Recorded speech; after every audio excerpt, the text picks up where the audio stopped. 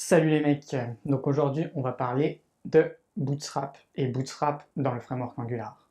Donc si tu es nouveau sur la chaîne, donc bienvenue dans la communauté LITM, donc un nouveau concept, je te renverrai vers l'intro. Abonne-toi pour suivre les vidéos. Et on va commencer tout de suite par le sujet du jour. Donc comme tu m'as dit, et que j'entends tous les jours, que mes vidéos je me répète, et même quand je les regarde, je me saoule, tu vois. Je regarde et puis je dis putain mais je l'ai déjà dit ça. Pour éviter ce malentendu, ce truc un peu chiant, tu vois, j'ai préparé une petite fiche pour structurer mes vidéos. Bon, on m'en veut pas, hein, je l'enlèverai après, une fois que j'aurai bien assimilé tout ça. Mais là, je vais l'utiliser pour que tu aies un contenu super bien. Alors, donc oui, de quoi on va parler? Donc j'ai dit qu'on allait parler de Bootstrap et de Bootstrap dans Angular. Je dis Bootstrap dans Angular parce qu'il y a plusieurs façons de mettre Bootstrap dans le framework Angular. On verra ça plus loin dans la vidéo. Donc déjà, Bootstrap, qu'est-ce que c'est? Donc on a déjà vu Material, qui permet justement de faire quelque chose de très... de pas t'embêter avec le design, et d'utiliser le design qui a été fait par Google. Et bien Bootstrap, c'est l'autre en fait, c'est un peu le concurrent, si tu veux. Donc à quoi ça va te servir? Bah, ça va te servir tout simplement à avoir un autre style de design que ton client il peut aimer, ou que toi-même tu peux aimer si ça se trouve, et que bah, justement tu puisses un peu varier, ou peut-être que tu préfères celui-là. Donc on verra à quoi ça ressemble. Si t'as pas déjà vu, parce que c'est quand même vachement connu. Et ça fait encore plus longtemps que Material que c'est utilisé. Donc franchement, voilà quoi. Donc pour qui ce framework est utilisable? Alors pour qui? Eh ben moi je trouve que pour les développeurs en premier lieu. Alors tu vas me dire oui, les designers ils utilisent. Oui, mais je trouve que pour les développeurs c'est le mieux. Je t'explique pourquoi. Parce que en tant que développeur, tu vois, bah, tu as envie de te focus sur la technique, le code, comment coder, tout ça. Et t'as pas envie de faire trop de design, même si ça peut t'intéresser, hein, je dis pas.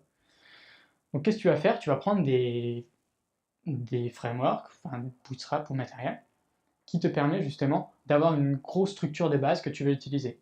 Et tu vas pas partir dans tous les sens, ça te prend la tête à choisir la couleur, les machins, tu t'en fous, tu vois. Donc tu pars sur un truc que tout le monde connaît, que tout le monde quasiment aime et qui est reconnu par les utilisateurs. Donc du coup, tu n'as pas trop de risque de te planter. Donc ça, c'est pour toi, tu vois. C'est pour les devs, je pense, en premier lieu. Pour pas trop se prendre la tête. Et c'est aussi pour les designers, parce que ça leur donne un socle, en fait. S'ils veulent faire du design d'application, c'est nickel. Parce qu'ils vont pas, tu vois, ils vont pas partir un peu dans tous les sens. Et le client, il y a beaucoup plus de chances que il soit satisfait rapidement. Et t'as pas trop envie de perdre plus ton temps à changer les couleurs toutes les 5 secondes, tu vois. Donc ouais, les principaux concurrents. Alors, je vais dire matériel, bien sûr, qu'on a déjà vu. Donc, matériel, qui est une autre approche qui est faite plutôt par Google, tu vois. Donc, c'est vraiment une approche assez différente. Et Bootstrap, tu as un autre design, du coup. C'est deux choses qui sont différentes. Mais l'un est aussi populaire que l'autre en ce moment. Franchement, il n'y en a pas un qui est beaucoup plus populaire que l'autre, ou qu'il faut absolument utiliser par rapport à l'autre. Je trouve qu'ils sont ils sont assez sur un même pied d'égalité. Après, ça va peut-être changer dans le futur, mais moi, je trouve que là, ouais, ils sont kiff-kiff, tu vois. Donc, ouais, voilà. Alors après, t'as d'autres frameworks, bien sûr, mais qui sont moins utilisés. Donc, je vais même pas te les évoquer, parce que, comme je te l'ai dit dans les LTM, on perd pas notre temps avec des trucs qu'on s'en fout, tu vois. Du coup, je te les dis même pas. Tu pourras taper sur Google si vraiment t'es curieux, mais on le verra pas. Donc, oui, alors les différents intérêts, je te l'ai déjà expliqué. Donc, c'est vraiment pas perdre trop ton temps sur du maquettage éventuel qui dure des plombes, ou que sur ton client, ou sur toi-même, tu vois, qui va partir dans tous les sens dans des trucs qui au final nécessitent beaucoup de connaissances en design, parce que le design ça s'invente pas comme ça, tu vois, et ça te fait gagner un mort de temps sur ça. Donc déjà tu peux allouer tout ce temps-là sur plein de trucs, sur ta vie perso si tu veux, et sur ta vie surtout pro, on parle d'un truc pro quand même, donc sur la technique, sur ton apprentissage de la technique, comment améliorer les perfs, tu vois, tu as plein de trucs différents. Tu peux te focus sur l'ergonomie aussi, par exemple. Donc voilà, ça évite de perdre ton temps si tu es un dev, quoi. Voilà, donc là on va switcher, hop, et puis on va passer sur donc Bootstrap. Je vais te montrer Bootstrap à quoi ça ressemble, parce que tu as sûrement envie de voir à quoi ça ressemble, c'est quand même important. Et après je te montrerai rapidement comment tu peux justement intégrer Bootstrap directement dans tes projets avec Angular, sans te prendre la tête à refaire tous les composants, tu vois. On va voir ça, et puis voilà, tu vas t'amuser après, ça va être nickel. Allez, c'est parti. Donc ouais, comme on est sur la chaîne LTM, tu le sais, je vais te montrer pas des exemples de code, mais je vais te montrer justement le concept de Bootstrap, et ensuite de Bootstrap dans Angular. Alors on est parti. Alors je te montre rapidement à quoi ça ressemble. Donc là tu as des exemples, donc je te mettrai le lien dans la description bien sûr. Donc là je te montre rapidement, tu as différents exemples, tu pourras te balader et tout. Donc tu vois les boutons, c'est assez différent de matériel. Voilà, tu peux aussi faire des panels comme ça, un peu comme sur matériel, mais pareil, c'est beaucoup plus arrondi, quoi, je trouve, comme design. C'est un design qui est vraiment sympa aussi, franchement. Franchement, et puis, comme je te l'ai dit, il est là depuis tellement longtemps que s'il était pourri, eh ben, ça se saurait depuis longtemps, quoi. Donc, tu peux l'utiliser tranquillement. Voilà, donc après, tu peux aller dans la doc, et tu peux explorer les layouts, par exemple. Donc, c'est des systèmes de grilles pour organiser tes pages. Je ferai sûrement une vidéo sur ce concept de grille. Tu as les différents composants. Voilà, je vais pas tous te les faire, hein. Tu te baladeras. Donc voilà, ça ressemble à peu près à ça. Les badges, je t'en fais 2 ou 3, tiens. Donc là, tu as différents badges. Tu peux faire aussi des cartes comme ça. Ce qui est vraiment sympa, tu vois. Franchement, c'est cool. C'est aussi cool que matériel, quoi. Alors ouais, donc voilà, donc tu te baladeras, je te mettrai le lien dans la description. Balade-toi, fais-toi plaisir, regarde. Si tu connais pas déjà, bien sûr. Alors ensuite, je voudrais te proposer 2 façons d'intégrer Bootstrap dans Angular. Donc la première, c'est ng Bootstrap. Donc pareil, je te mettrai aussi le lien dans la description du GitHub et de la page du GitHub IO, quoi, de la documentation. Alors, eh ben, tu vois, ça fonctionne à peu près pareil que Material. Mais je vais quand même te montrer tout, comment l'utiliser de façon optimale et tout. Donc tu prends un composant. Donc tu peux prendre, je sais pas moi, DeadPicker, tiens. Ou non, tiens, j'ai les boutons. Un truc simple. Donc là, tu vois que tu as différents types de boutons. Et ben, ça fonctionne exactement pareil. Donc, tu regardes rapidement, ok, est-ce que c'est ce que j'ai envie? Voilà, donc est-ce que j'ai envie de checkbox bouton? Est-ce que j'ai envie de radio bouton? Est-ce que j'ai envie de bouton simple? Là, ils te demandent vraiment même pas les boutons simples, quoi, tellement que c'est simple. Mais voilà, donc ça fonctionne à peu près pareil, tu vois. T'appelles une directive, donc une directive Angular, ngb button, direct sur ton input, et il va te le transformer en bouton. Et ensuite, voilà, donc là, tu as l'API. Pareil, tu peux regarder tout ce que tu peux faire. Donc là, tu vois que tu peux faire des boutons checkbox, des radios, des radios groupes, donc pour grouper les boutons radio, des radios simples. Et puis, tu as différentes paramètres, quoi. Tu as les inputs de display, pour le cacher, quoi. J'arrive jamais à dire ce mot, c'est incroyable. Donc voilà, tu peux changer le nom, la valeur et tout. C'est vachement pratique, tu vois. Ça fonctionne à peu près pareil que sur matériel. Et c'est pour ça, tu vois, que c'est important d'apprendre les concepts. Parce que là, tu connais déjà le concept. Si tu as regardé la vidéo matériel bien attentivement, tu connais déjà le concept. Du coup, là, bah, voilà, tu peux utiliser ça tranquille. Juste une petite adaptation et c'est bon. T'es parti, quoi. Donc voilà, carrousel, pareil. Donc là, tu peux avoir carrément sur un stack Blitz, si tu veux faire des tests, en fait, avant de l'implémenter dans ton appli.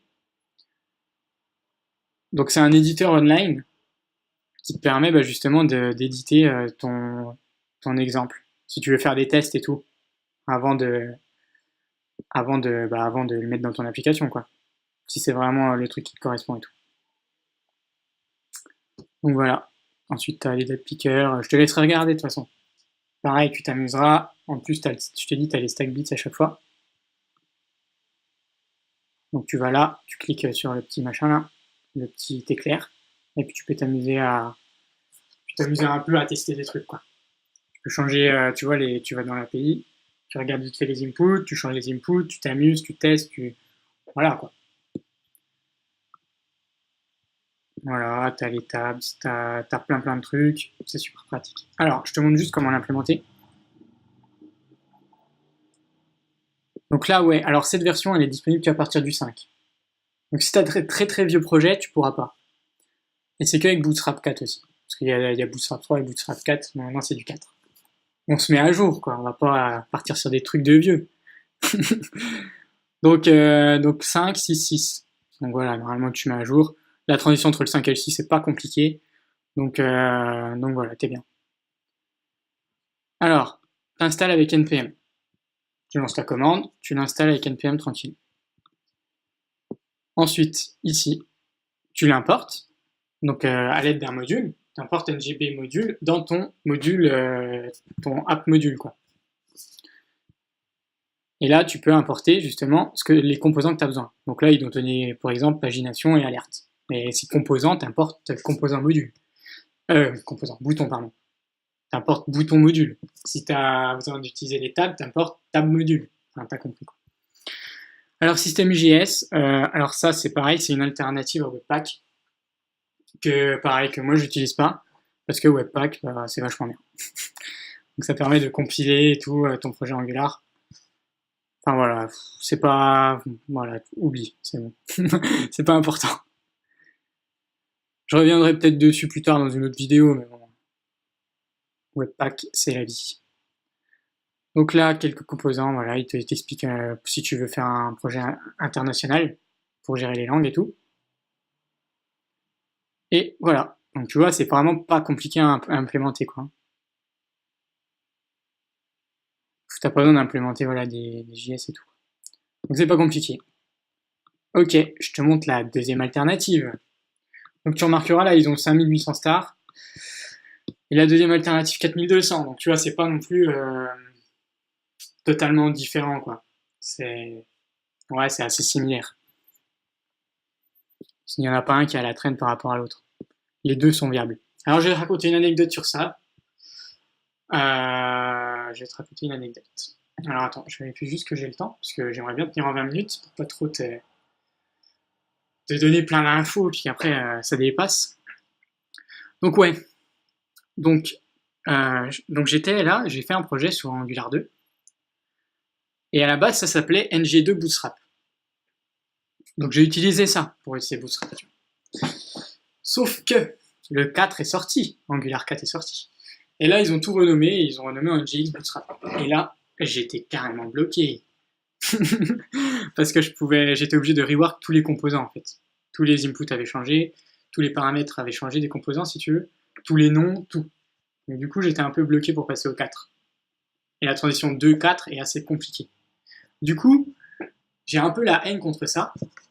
Et je suis revenu dessus il y a pas longtemps, là, justement pour préparer cette vidéo pour faire un contenu vraiment badass, quoi. Et j'arrive là-dessus, et je me suis dit, est-ce que c'est pourri, ou est-ce que c'est parce que j'ai la haine que c'est pourri? Et je pense que c'est la deuxième. Du coup, je te le présente, parce que c'est vraiment pas mal quand même. Alors, maintenant c'est NGX Bootstrap. Donc pareil, si tu démarres avec un Angular 4, 5, 6, t'es bien, tu vois. Tu utilises ça, et t'es bien. Alors ouais, je te remontre rapidement les composants. Donc c'est exactement le même type. Donc tu as des exemples, voilà, et tu as les exemples de code juste là. Et après, pour les API, donc là tu as tout un tas d'exemples, tu vois, sur ta droite. Donc tu peux styler, styling et tout. Et tu as les références de l'API. Donc pareil que sur l'autre, tu veux faire un truc un peu spécifique, hop, tu vas dans l'API si tu peux le faire. Et voilà, tu utilises. Pratique, hein.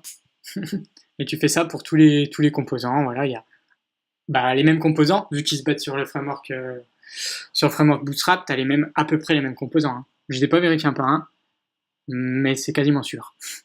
Donc il y a quasiment tout, enfin il y a les mêmes composants. Donc voilà, modal, date picker, tu te baladeras, tu te feras plaisir. Alors, comment tu l'implémentes ce truc? Eh ben, devine quoi? Eh ouais, vu que c'est un concept, eh ben c'est quasiment pareil. Allez, c'est bon, j'arrête de troller. Donc ouais, donc tu l'installes avec npm install. Ensuite, tu dois quand même intégrer le style Bootstrap si tu utilises Bootstrap 3 ou alors Bootstrap 4, c'est comme tu veux. Utilise plutôt le 4, quoi, parce que comme je te dis, tu veux être à jour. Et ensuite, hop, donc ici, là, tu as quand même la version que tu peux, tu peux dire, là, je charge Bootstrap 3 ou Bootstrap 4. Tu peux choisir. Parce que l'autre, c'est que du Bootstrap 4. Vu qu'ils se sont basés sur Angular 5 et qu'on était déjà au Bootstrap 4. Alors que là, tu peux utiliser dans Angular 4. Du coup, tu peux utiliser Bootstrap 3 aussi. Je sais pas si c'est très clair, mais bon. En gros, si tu veux faire du Bootstrap 3, tu prends ça. Si tu veux faire que du Bootstrap 4, tu peux choisir entre les deux, tu n'auras aucun souci dans les deux. Donc là, il t'explique rapidement comment utiliser avec Angular CLI et tout. Donc tu as une démo, si tu as envie. L'API, donc là, c'est ce que je t'ai expliqué. Il t'explique un peu comment utiliser certains composants. Et voilà.